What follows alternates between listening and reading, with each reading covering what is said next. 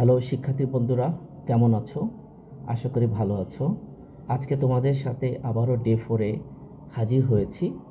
আজ তোমাদেরকে একটা ইন্টারেস্টিং ভার্ব সম্পর্কে ধারণা দিব, দ্যাট ইজ ফ্যাক্টিটিভ ভার্বস। অনেকেই এই ভার্ব সম্পর্কে ভালো জানে না, ভালো কনসেপ্ট নেই। আশা করি আজকের পর তোমাদের ফ্যাক্টিটিভ ভার্ব চিনতে আর অসুবিধা হবে না। তো আমি একটা সেন্টেন্স এখানে লিখে রেখেছি, যদি একটু খেয়াল করো দেখবে রহিম ইজ এ ডক্টর।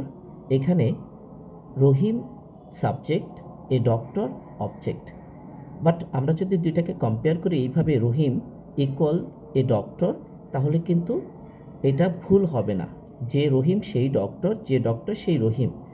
এই সেন্টেন্সের এ ডক্টরকে আমরা বলছি নাউন কমপ্লিমেন্ট। এই কমপ্লিমেন্ট জিনিসটা যদি আমরা বুঝি, তাহলে ফ্যাক্টিটিভ ভার্বসটা আমার ইজি হয়ে যাবে। যেমন আমি যদি একটা সেন্টেন্স লিখি, উই মেড হিম ক্যাপ্টেন। আমরা তাকে ক্যাপ্টেন হিসাবে নির্বাচিত বা তৈরি করলাম। তো এই সেন্টেন্সে দেখো হিম এবং ক্যাপ্টেন পরস্পর সমান, পরিপূরক, অর্থাৎ কমপ্লিমেন্ট।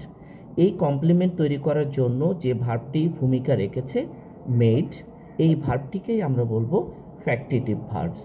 আশা করি তোমরা ব্যাপারটা বুঝতে পেরেছো। এরকম একাধিক সেন্টেন্স তুমি তৈরি করতে পারছো বা পারবে। যেমন আই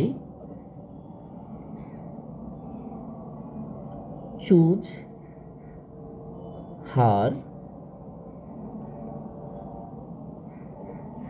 ক্যাপ্টেন। সো চুজ হচ্ছে একটি ফ্যাক্টিটিভ ভার্ব।